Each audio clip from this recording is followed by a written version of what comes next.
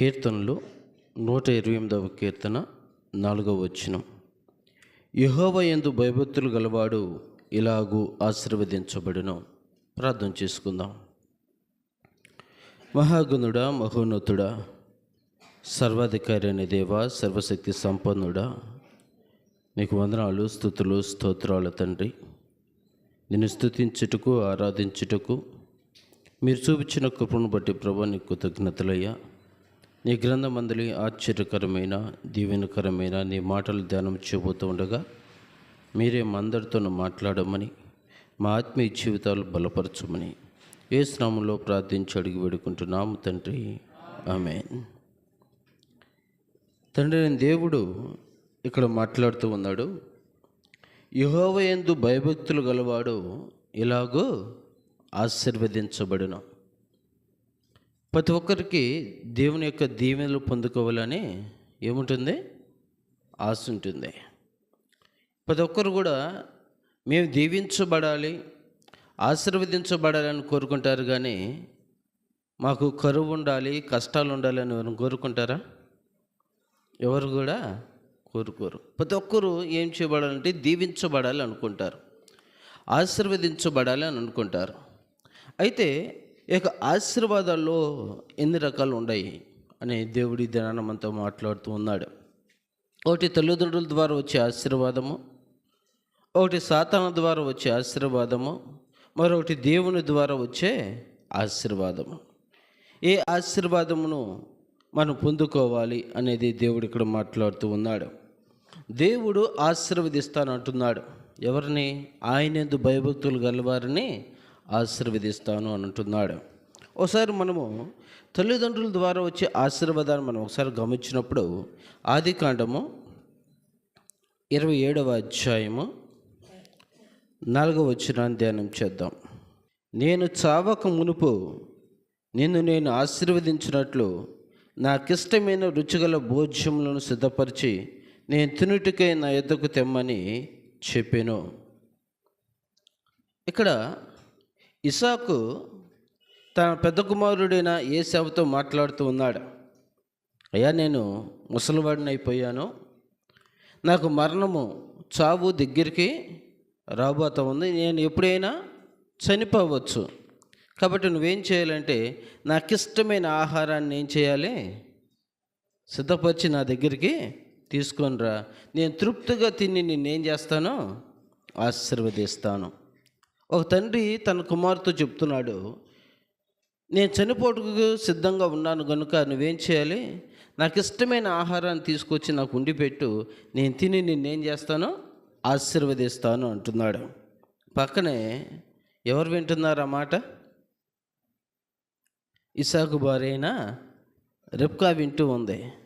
ఈయన ఎవరిని ప్రేమిస్తున్నాడు? తండ్రి ఏమో ఏశావును ప్రేమిస్తున్నాడు. తన పెద్ద కుమారుడైన ఏశావును పిలుస్తూ ఉన్నాడు. నేను నిన్ను ఆశీర్వదిస్తాను, నాకు మంచి ఆహారం సిద్ధపరిచి తీసుకొని రా అని చెప్తూ ఉన్నాడు. తల్లి అయిన రెబ్కా ఏం చేస్తుంది?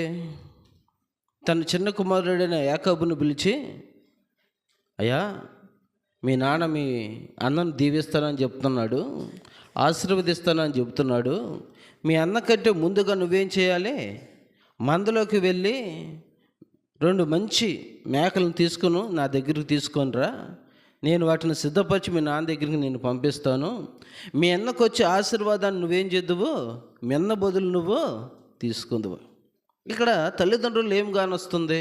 స్వార్థపూరితమైన ఆశీర్వాదం. అంటే తండ్రి పెద్ద కుమారుని ప్రేమిస్తున్నాడు, తల్లి ఏమో చిన్న కుమారుని ప్రేమిస్తుంది. ఇద్దరు కూడా ఏం చేస్తున్నాడు? దీవెనల కోసము, తండ్రి యొక్క ఆశీర్వాదం కోసం చూస్తూ ఉంటే అక్కడ యాకోబు మాట్లాడతాడు, అమ్మా, ఒకవేళ నా తండ్రి నన్ను గుర్తుపడతాడు కదా, నేను నున్నన్న వాడిని, నా అన్నకేమో శరీరం మీద రోమాలు ఉంటాయి, ఒకవేళ నన్ను తడిమి చూసినట్లయితే నన్ను గుర్తుపట్టి నాకేమొచ్చిద్ది? శాపం ఇస్తాడు కదా అని అంటే తల్లి ఏమంటుంది? ఆ శాపాలన్నీ నా మీదకి వస్తాయి, నీకు శాపం రాదు. ఆ శాపాలన్నీ నిన్ను ఒకవేళ మీ నాన్న నిన్ను గుర్తుపట్టి నేను శపించినట్లయితే ఆ శాపాలన్నీ నేను తీసుకుంటాను. నువ్వేం చేయాలంట? దీవించబడాలి, ఆశీర్వదించబడాలి. కాబట్టి నువ్వేం చేయాలి? వెళ్ళి మేకలను తీసుకొని రా, నేను నీకు ఉండి పెడతానన్నాడు. తల్లి మాట జవదాటకుండా ఏం చేస్తా ఉన్నాడు? ఆహారము సిద్ధపరిచి తండ్రి దగ్గర తీసుకుని వెళ్ళాడు. ఇక్కడ తల్లిదండ్రులు తన బిడ్డలను ఏం చేస్తూ ఉన్నారు? తండ్రి ఒకరిని ప్రేమిస్తే తల్లి మరొకరిని ప్రేమిస్తూ ఉంటుంది. ఇక్కడ జరిగిన సంఘటన చెప్పాలి. ఒక కుటుంబంలో 4 కుమారులు ఉన్నారు. ఈ 4 కుమారులు ఉన్నప్పుడు పెద్ద కుమారుడు పట్ల తల్లిదండ్రులు ఇద్దరు ప్రేమిస్తున్నారు. ఎవరిని? పెద్ద కుమారుని. ఆ పెద్ద కుమారుడు పుట్టిన తర్వాత 3 వరుసను పుట్టారు.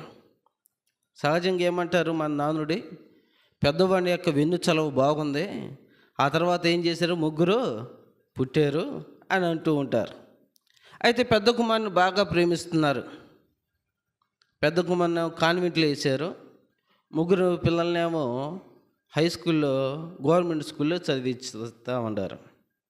చదివిస్తూ ఉంటే పెద్ద కుమారునికి ఇష్టమైన పెద్ద కుమారుడు ఏది అడిగినా కూడా ఏం చేస్తూ ఉన్నారు?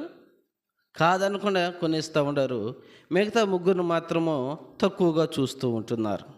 ఇలా అన్ని విషయాలలో వ్యత్యాసం చూపిస్తూ వస్తూ ఉన్నారు. పెద్ద కుమారుడు బాగా చదువుకున్నాడు, మంచి ఉద్యోగం వచ్చింది, అమెరికా వెళ్ళిపోయాడు. 3 కుమారులు ఇక్కడే ఉన్నారు. కొద్ది రోజులకి తల్లికి అనారోగ్యం వచ్చింది. అనారోగ్యం వచ్చి పెద్దవాడి మీద దిగులు వేసుకుంది.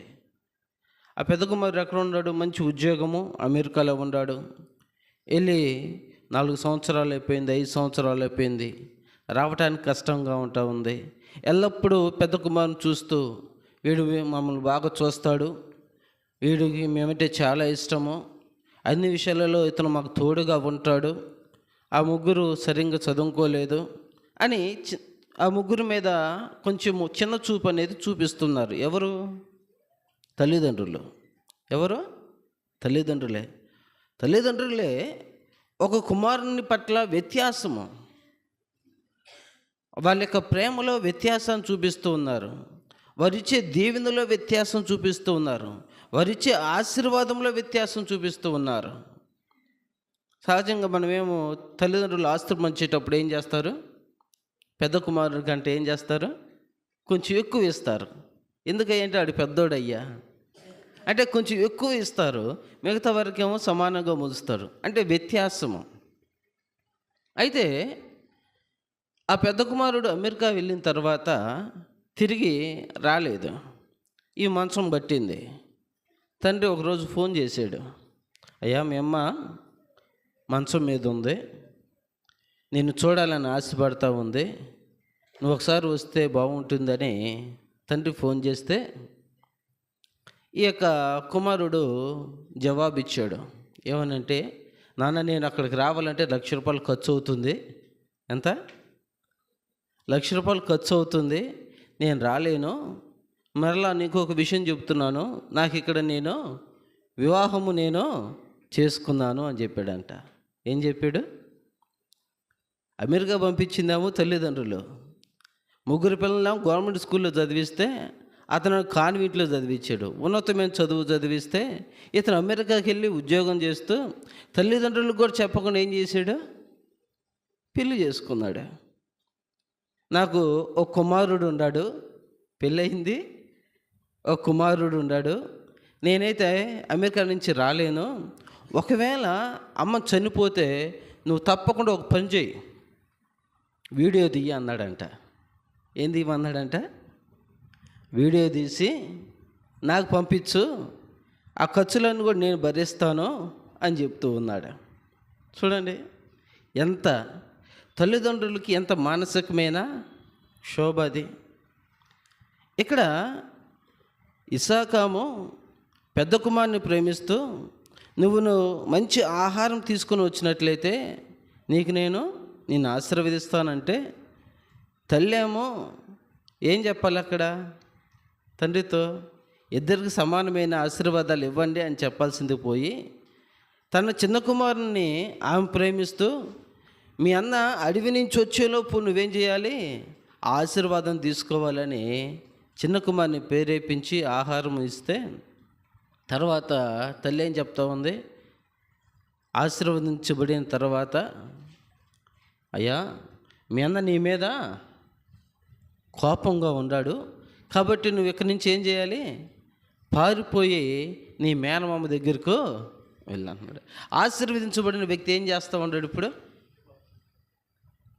పారిపోతూ ఉన్నాడు, ప్రాణాలు కాపాడుకోవటానికి. ఎవరి చేతుల్లో నుంచి? తన రక్త సంబంధికుడైన అన్న చేతుల్లో నుంచి ప్రాణాలు కాపాడుకోవటానికి వెళ్ళిపోతూ ఉన్నాడు.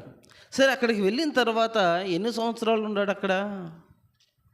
20 సంవత్సరాలు. తన భార్యల నిమిత్తం 14 సంవత్సరాలు కొలువు చేశాడు. అతని యొక్క మామ మందలను కాపరిగా ఉండటానికి 6 సంవత్సరాలు. ఒక 20 సంవత్సరాలు కష్టపడి పనిచేసి గొర్రెలను, బంగారమును, వెండిని, వీటన్నిటిని సంపాదించుకున్నాడు. అన్నిటిని సంపాదించుకొని తిరిగి వచ్చేటప్పుడు తన అన్నయ్య ఏసావు ఎదురొస్తున్నాడు, ఒక 400 మందితో ఎదురొస్తున్నాడు అని తెలియగానే ఏమొచ్చింది? ప్రాణభయం వచ్చింది. ఈ లోకంలో ధనధాన్యాలు సంపాదించి గొర్రెలను, పశువులను, బిడ్డలను, దాసులను, పనివారును సంపాదించుకున్న యాకోబుకు ఏం కలిగింది? భయం కలిగింది. ధైర్యం ఇవ్వలేకపోయింది. తనకున్న డబ్బు తనకు ధైర్యం ఇవ్వలేకపోయింది. తనతో ఉన్న పనివారు తనకు ధైర్యాన్ని ఇవ్వలేకపోయారు. తను కలిగిన సమస్తము తనకు ధైర్యం ఇవ్వలేక తనేం చేస్తూ ఉన్నాడంటే ఒంటరివైన పరిస్థితిని ఎదుర్కొంటున్నాడు. ఆశీర్వదించబడిన వ్యక్తి, తల్లిదండ్రుల ద్వారా దీవించబడిన వ్యక్తి, ఈ లోకంలో గొప్పగా అన్నీ కలిగి ఉన్న వ్యక్తి ఏం చేస్తూ ఉన్నాడు? పారిపోయి ప్రాణాలను కాపాడుకోవడానికి ఇప్పుడు ప్రయత్నం చేస్తూ అక్కడ మాట్లాడుతూ ఉంటున్నాడు. ఆదికాండం 32వ అధ్యాయము 26వ వచనము. ఆయన తెల్లవారుచున్నది గనుక నన్ను పోనీమనగా అతడు, నీవు నన్ను ఆశీర్వదించితేనే కానీ నిన్ను పోనీనెను. ఒక రాత్రి కాలం అంతా ఏం చేస్తున్నాడు? దేవునితో పోరాడుతూ ఉన్నాడు, ప్రార్థన చేస్తూ ఉన్నాడు. ఆ ప్రార్థనలో తను ఏం చెప్తా ఉన్నాడు? నీవు నన్ను ఆశీర్వదించితేనే కానీ నేను నిన్ను పోనీ. తల్లిదండ్రులు ఆశీర్వదించాడు కదా. మనం ఆశీర్వాదం అనుకుంటే ఏమనుకుంటాము? ఈ లోకంలో మంచి స్థలము, పొలము, మంచి ఇల్లు, మంచి ఉద్యోగము, ఏ కొదువు లేకుండా ఉండటాన్ని మనము ఆశీర్వాదము అని అనుకుంటాం. దేవుడు లేని ఈ యొక్క ఆశీర్వాదము నిష్ప్రయోజనము. దేవుడు కలిగి ఉండి ఏమి లేకపోయినా అది నిత్య ఆశీర్వాదము. యాకోబుకు అన్నీ ఉన్నాయి. 20 సంవత్సరాల్లో తను అన్నీ సంపాదించుకున్నాడు. ధనం ఉంది, వెండి బంగారములు ఉన్నాయి, పనివారు ఉండారు, పిల్లలు ఉండారు. ఎందుకంటే ఏం కావాలి లోకంలో? కానీ భయము, దేవుని యొక్క ఆశీర్వాదాల్లో భయం ఉండదు. దేవుడిచ్చే ఆశీర్వాదంలో పిరిగితనం ఉండదు. దేవుడిచ్చే ఆశీర్వాదంలో సంతోషము, సమాధానము, నెమ్మది ఎల్లవేళలా ఉంటుంది. ఆ రాత్రికాల సమయంలో యాకోబు ప్రార్థన చేస్తూ ఉన్నాడు, నీవు నన్ను ఆశీర్వదించితేనే కానీ నేను నిన్ను పోనీను.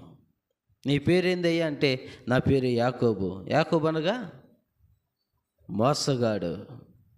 యాకోబు అనగా మోసగాడు. ఇన్నాళ్ళు ఎవరిని మోసం చేశాడు?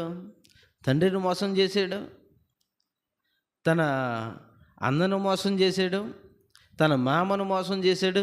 ఆ మందర కాపర్లో కాసే విషయంలో ఏదో విధంగా డబ్బును సంపాదించాడు, ఆస్తిని కూడగట్టుకున్నాడు. కానీ అది చివరికి ఏం చేయబడింది? ధైర్యాన్ని ఇవ్వలేకపోయింది. ప్రాణభయం వచ్చింది. నీ పేరేంది అంటే నా పేరు మోసగాడు అంటే ఇక నీ పేరు మోసగాడు కాదు. ఇశ్రాయేలీలు పోరాడి గెలిచేవు దేవునితో. శాశ్వతమైన ఆశీర్వాదం, దేవుడిచ్చే ఆశీర్వాదం శాశ్వతమైన ఆశీర్వాదం. ఇక్కడ తల్లిదండ్రుల ద్వారా వచ్చే ఆశీర్వాదాన్ని మనం చూస్తూ ఉంటున్నాము.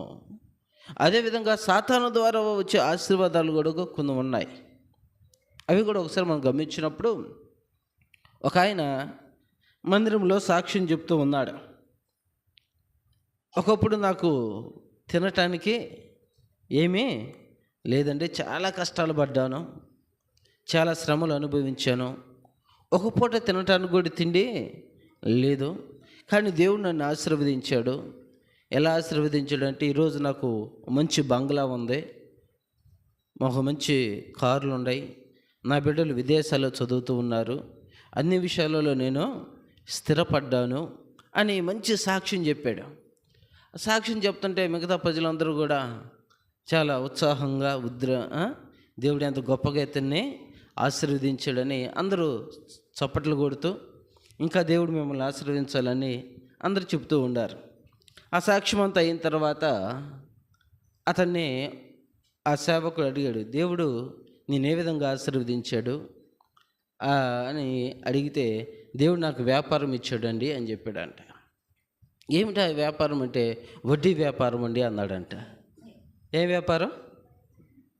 ఎవరు ఇచ్చారంట వడ్డీ వ్యాపారం? దేవుడు ఇచ్చాడంట. ఇదే ఆశీర్వాదము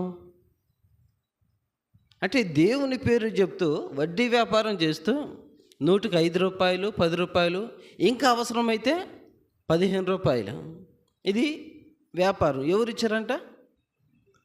దేవుడు ఇచ్చారు. మళ్ళీ సాక్ష్యం ఎవరి మీద చెబుతున్నారు? ఎవరి మీద చెబుతున్నారు? అది దేవుని మీద చెబుతున్నారు. దేవుని యొక్క వాక్యం ఏం తెలియజేస్తూ ఉంది? కీర్తనల గ్రంథంలో మనం చూస్తే, నీ ద్రవ్యమును వడ్డీకి ఇయ్యరాదు, నీ ధనము వడ్డీకి ఇయ్యరాదు అని దేవుని యొక్క వాక్యం సెలవిస్తూ ఉంటే తనేం చెప్తా ఉన్నాడు? దేవుడు నాకు వ్యాపారం ఇచ్చాడు. ఏం వ్యాపారం ఇచ్చాడంట? వడ్డీ వ్యాపారం ఇచ్చాడు. వడ్డీ వ్యాపారం ద్వారా తనే సంపాదించాడు. కారు, బంగ్లా, పొలాలు అన్నీ సంపాదించాడు. దాన్ని ఏ ఆశీర్వాదం అంటున్నాడు? దేవుడు నన్ను ఆశీర్వదించాడు అని అంటున్నాడు. ఒక ఉద్యోగి నెలకు 15,000 రూపాయలు జీతం. అయితే ఆ 15,000 రూపాయల జీతంతో తన కుటుంబాన్ని పోషించుకోవాలి, తన కుటుంబాన్ని నడుపుకోవాలి. తన బిడ్డలనేమో ఒక మంచి కాన్వెంట్లో వేసాడు. నెలకి 40,000, సంవత్సరానికి 40,000 ఫీజు. ఆ స్కూల్ ఫీజులని, బస్సు ఫీజులని, ఇలా అన్ని రకాల ఫీజులు. అయితే తను బాగా సంపాదించాడు. అనుదినము ప్రతి ఆదివారము దేవుని సన్నిధానానికి వెళ్తూ ఉంటాడు, దేవుని ఆరాధిస్తూ ఉంటాడు, దేవుని స్తుతిస్తూ ఉంటాడు, అన్ని విధాలుగా సంఘ కార్యక్రమంలో పాలు పంచుకుంటూ ఉంటాడు. అయితే ఎట్లా ఇతను ఆశీర్వదించబడ్డాడంటే, దేవుడు నన్ను ఆశీర్వదిస్తున్నాడు, నా పనులన్నింటిలో ఆశీర్వదిస్తున్నాడు అని సాక్ష్యం చెప్పుకుంటూ వస్తూ ఉన్నాడు. అందరూ కూడా బాగా సంతోషంగా ఉంటున్నాడు. ఓ దినాన్ని అనుకోకుండా పోలీసులు అతనింటి మీద రైడింగ్ చేశారంట. ఏం చేశారు? రైడింగ్ చేశారు. ఏంది, దేని కొరకు రైడింగ్ చేశారు అంటే, అతనింట్లో ఏం దొరికిందంటే నల్ల మందు దొరికింది. ఏం మందు? నల్ల మందు.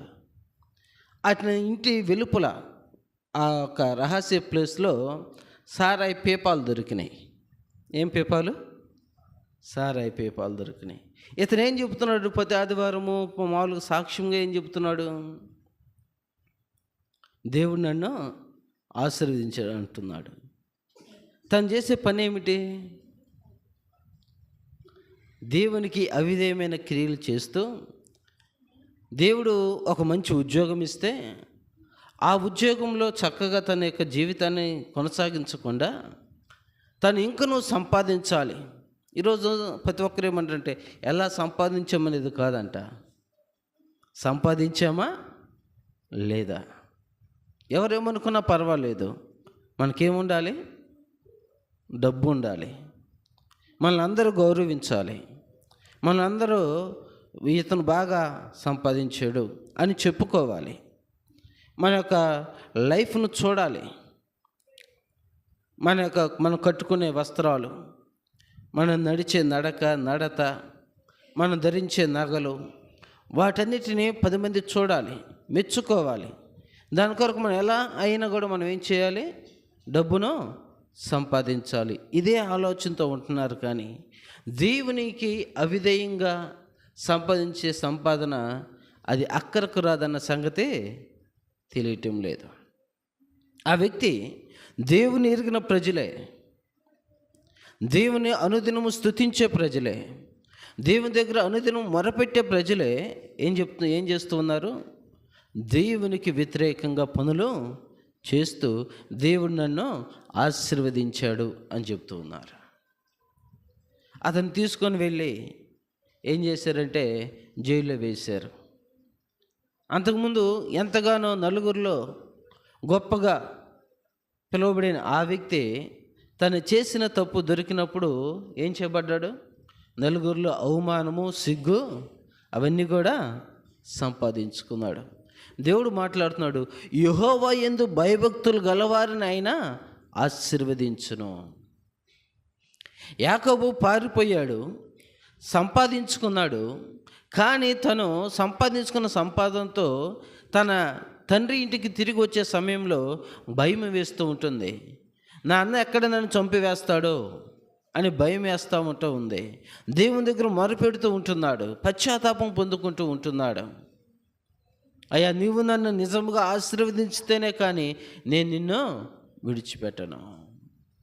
దేవుడు తను ఆశీర్వదించిన తర్వాత, దేవుడు తనను దీవించిన తర్వాత అతని యొక్క జీవితం మారిపోయింది. ఎలా మారిపోయింది? మోసగాడిగా ఉన్న ఒక జీవితము ఇశ్రాయేలీయులుగా మార్చబడింది. శాశ్వతమైన ఆశీర్వాదము.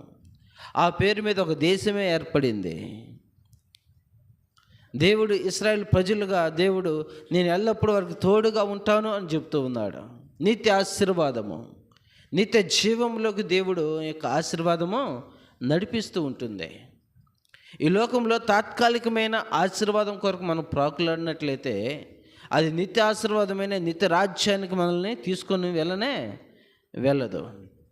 తల్లిదండ్రులు దేవునియందు భయభక్తులు కలిగిన వారైతే, తల్లిదండ్రులు దేవునియందు విశ్వాసం ఉంచిన వారుగా ఉన్నట్లయితే ఆ ఆశీర్వాదం బిడ్డల మీద కూడా ఉంటుంది. నీతిమంతుల మీద తన యొక్క ఆశీర్వాదము ఎల్లప్పుడూ ఉంటుందని దేవుని యొక్క వాక్యం తెలియజేస్తూ ఉంటుంది.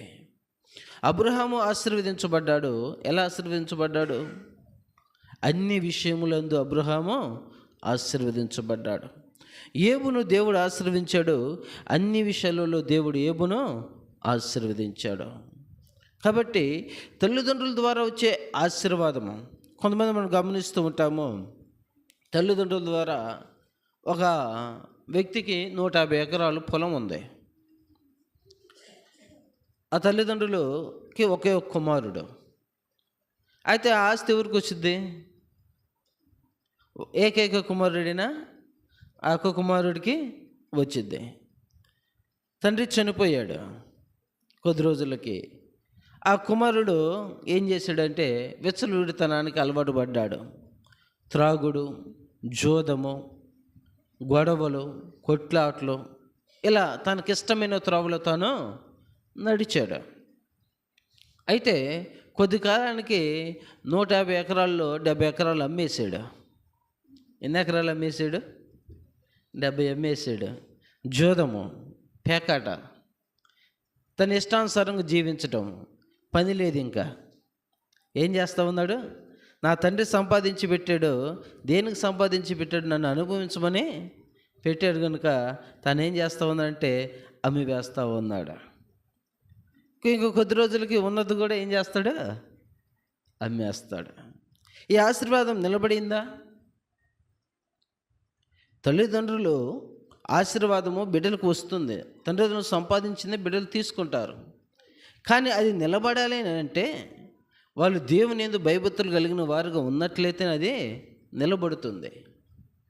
వారు దేవుని యందు విధేయత చూపించకపోయినట్లయితే, వారు దేవుని యందు నమ్మకమైన జీవితాన్ని వాళ్ళు తన బిడ్డలకు నేర్పకపోయినట్లయితే ఆ ఆశీర్వాదం భూలోక సంబంధమైనది మాత్రమే. ఈ భూలోకంలో అది అనుభవించడానికి ఉపయోగపడుతుందేమో కానీ మనల్ని దేవుని యొక్క రాజ్యానికి తీసుకువెళ్ళడానికి అది ఉపయోగపడదు. మనకు ధనవంతుడి గురించి మనకు తెలుసు, దరిద్రుడైన లాజరు గురించి మనకు తెలుసు. ధనవంతుడు తన యొక్క భూమి మీద బతికినంతకాలం ఎలా బ్రతికాడు? గొప్పగా బతికాడు. మంచి వస్త్రాలు ధరించాడు. తనకు కావాల్సిన సమస్తమైన ఆహారాన్ని, తను కోరిన తిండిని తాను తిన్నాడు. కానీ తను చనిపోయిన తర్వాత ఆ ధనవంతుని యొక్క పరిస్థితి ఏమిటి? ఎక్కడున్నాడంట? పాతాళంలో యాతన పడుతూ ఉన్నాడంట. ఎవరు? ధనవంతుడు. దేవునికి వాక్యం తెలియజేస్తుంది, ధనవంతుడు దేవుని రాజ్యంలో ప్రవేశించుట అసం. దేవుడు ఆశీర్వదిస్తాడు. దేవుడు దీవిస్తాడు. సకల ఐశ్వర్యములకు కారణభూతుడు మన తండ్రి. ఆయన సియోనులో నుండి దేవుడు నిన్ను ఆశీర్వదించును అని రాయబడి ఉంటుంది. దేవుని యొక్క ఆశీర్వాదము శాశ్వతమైన ఆశీర్వాదము. అది అబ్రహాము యొక్క విషయంలో మనం గమనించినప్పుడు అబ్రహాము ఆశీర్వదించబడును, కానీ అతని దృష్టి ఎక్కడుందంట? ఎక్కడుంది అబ్రహాము దృష్టి? ఎక్కడుంది? పునాదులు కలిగిన దేవుని పట్టణం వైపు తన దృష్టి ఉంది. అబ్రహాం భూమి మీద తన దృష్టిని నిలపల, దేవుని యొక్క రాజ్యం మీద తన దృష్టిని నిలిపాడు. ఈ లోకంలో ఎన్ని ఉన్నప్పటికీ కూడా మనం ఒక దినాన ఇదన్నిటి కూడా విడిచిపెట్టవలసిన వారంగా మనం ఉండాము. ఈ లోకంలోని ఆశీర్వాదం తాత్కాలికమైనదే. దేవుడిచ్చే ఆశీర్వాదము అది పరిపూర్ణమైనది, అది ఎవరు కదిలించలేనిది, అది స్థిరమైనది. అదే గొప్ప ఆశీర్వాదము, రక్షణ అనే ఆశీర్వాదము.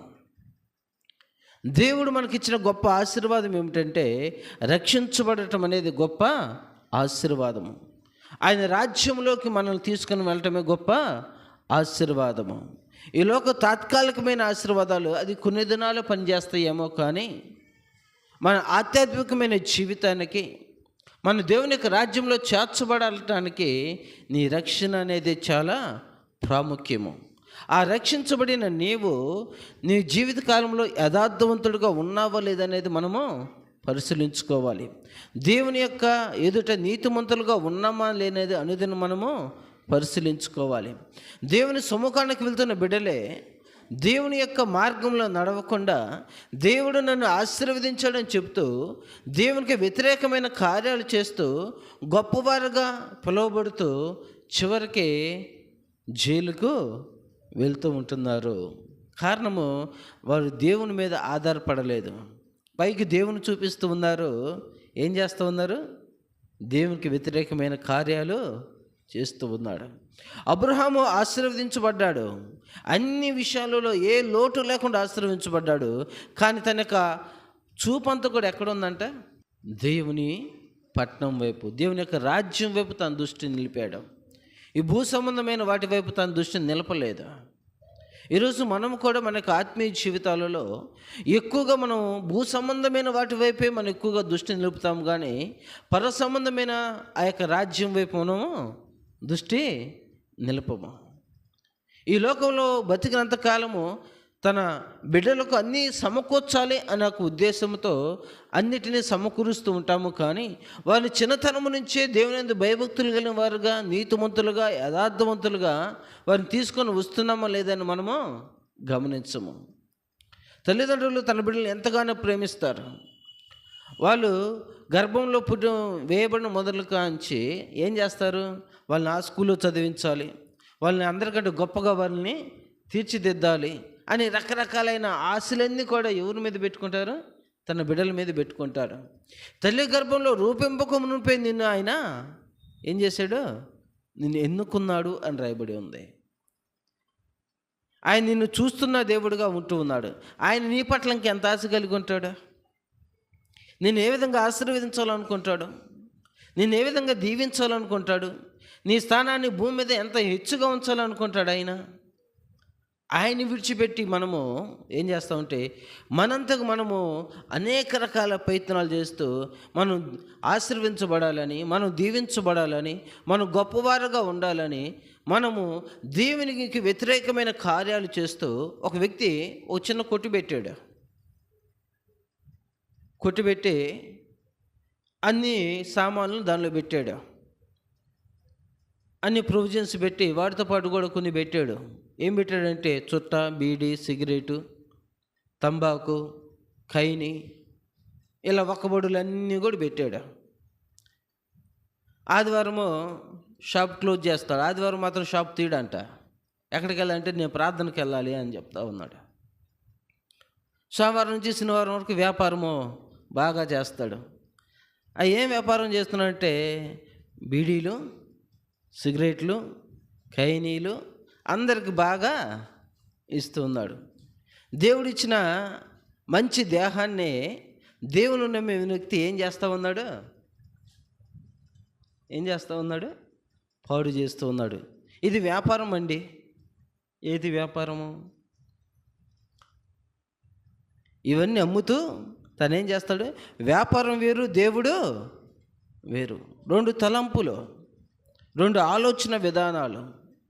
ఈ లోకంలో ఆశీర్వదించబడటానికి దేవుడు నిన్ను ఆశీర్వదిస్తాను అనంటే దేవుడు ఆశీర్వదిస్తాడు. దేవుడు నిన్ను దీవిస్తానంటే దేవుడు నిన్ను దీవిస్తాడు. ఆయన ఇచ్చే ఆశీర్వాదం కంటే గొప్పమైనవి కాదు. దేవుడిచ్చిన మంచి శరీరాన్ని, దేవుడిచ్చిన మంచి దేహాన్ని పాడు చేయడానికి మనం ఎవరము? దానికి పేరు ఏంటంటే ఆశీర్వాదం, వ్యాపారం. దేవుడు నన్ను ప్రేమించి ఒక కొట్టు ఇచ్చాడు. ఆ కొట్టులో ఈ బీడీలు సిగరెట్లు పెట్టి నేను అమ్మి వాళ్ళ ఆరోగ్యాన్ని చెడగొడుతూ డబ్బు సంపాదిస్తాను. ఇది ఎవరిచ్చిన ఆశీర్వాదమో? ఆ కొట్టు పెట్టడానికి ఎవరిచ్చిన శక్తి? దేవుడే ఇచ్చాడని మరలా మనం సాక్ష్యాలు చెప్తూ ఉంటాం. ఇది ఆశీర్వాదమా? ఇది ఆశీర్వాదం కాదు. దేవుడిచ్చే ఆశీర్వాదము శాశ్వతమైనది, అది ఎవరు కదించలేనిది. ఒక వ్యక్తి కొట్టుబెట్టి పోలీసులు రైడింగ్కి వస్తున్నారు అనగానే ఆ యొక్క ఖైనీలు అవన్నీ కూడా ఒక బస్తాకేసి ఆ కొట్టి వెనకాల ఒక గుంట తీసి పాతి పెట్టాడు. ఆల్రెడీ ఆ పాతి పెట్టింది ఎవరు చూసారంటే అతనికి వ్యతిరేకంగా పోలీసులు కంప్లైంట్ ఇచ్చిన ఆయన. అతను ఏం చేస్తున్నాడు? నీకు తెలియకుండానే నువ్వు చేసే వ్యాపారం అంతా పోలీసులకు చెప్తా ఉన్నాడు. కొట్లోకి వచ్చి చూస్తే ఏం లేవండి, నేను ఇలాంటి పనులు చేయను, నేను అసలుకి అని అన్నీ చెప్తూ ఉన్నాడు. కొట్టానికి వెళ్ళి చూస్తే గుంటలు ఏముండయ్యే? ఖైనీలు. అంటే అదేం చేయబడింది? నిషేధించబడింది. గవర్నమెంటే నిషేధించబడిందని నువ్వు అమ్ముతూ ఏం చేస్తా ఉన్నావు? ఆశీర్వాదం అని చెప్పుకుంటూ ఉంటున్నావు. భయము. పోలీసులు పట్టుకుంటే ఏమైంది? జైలుకి వెళ్తామనే భయం. ఈ లోకంలో దేవునికి వ్యతిరేకంగా చేసే ఏ కార్యమైనా కూడా మనకి ఏం కలుగు చేస్తుంది? భయాన్ని కలుగు చేస్తుంది, నిలకడ లేని తత్వాన్ని కలుగు చేస్తుంది. ఎవరు నా మీద కంప్లైంట్ ఇస్తారో, ఎవరు నా మీద చెబుతారో అని అనుక్షణం మానసికమైన వేదన అది కలుగు చేస్తుంది. లంచం తీసుకున్న వారికి వేదన కలుగు చేస్తుంది. ఎప్పుడు నన్ను పట్టుకుంటారో, ఎప్పుడు ఈ అధికారులు వచ్చి నన్ను పట్టుకుంటారో, అప్పుడు నా సాక్ష్యం అంతా దెబ్బతినిపోతుందని వారు ఏం చేస్తారు? భయపడుతూ ఉంటారు. ఇలా ప్రతి ఒక్క దానిలో కూడా దేవునికి అన్యాయంగా వ్యతిరేకంగా చేసే ప్రతి పని ద్వారా మనకేం కలుగుతుంటే భయము, పిరిగితనము ఇవన్నీ కూడా కలుగుతూ ఉంటాయి.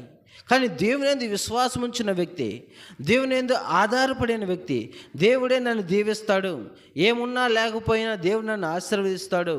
దేవుడు మాట్లాడుతున్నాడు, ఏమీ లేకపోయినా దరిద్రుడు నాకు శ్రేష్ఠుడు అంటాడు. ఈ లోకంలో ఏమి లేకపోవచ్చు, ధనధాన్యాదులు ఏమి లేకపోవచ్చు, గొప్ప ఐశ్వర్యం మనకు ఏమి లేకపోవచ్చు, ఏమి లేకపోయినా దరిద్రుడు గుండా కూడా దేవుడు అంటున్నాడు శ్రేష్ఠుడు అని అంటున్నాడు. కారణం ఏమిటంటే ధనవంతుడు పాతాళంలో పోయి యాత్ర పడుతున్నాడు, లాజరు ఎక్కడ ఉన్నాడంట? దరిద్రుడైన లాజరు ఎక్కడ ఉన్నాడు? అబ్రహాము రొమ్మున ఆనుకున్నాడు.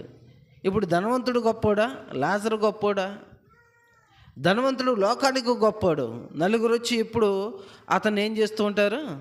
పొగుడుతూ ఉంటారు, నీ వంటి వారు లేరు అని. దరిద్రుడైన లాజరు దగ్గరికి వచ్చి నువ్వు పొగడతారా?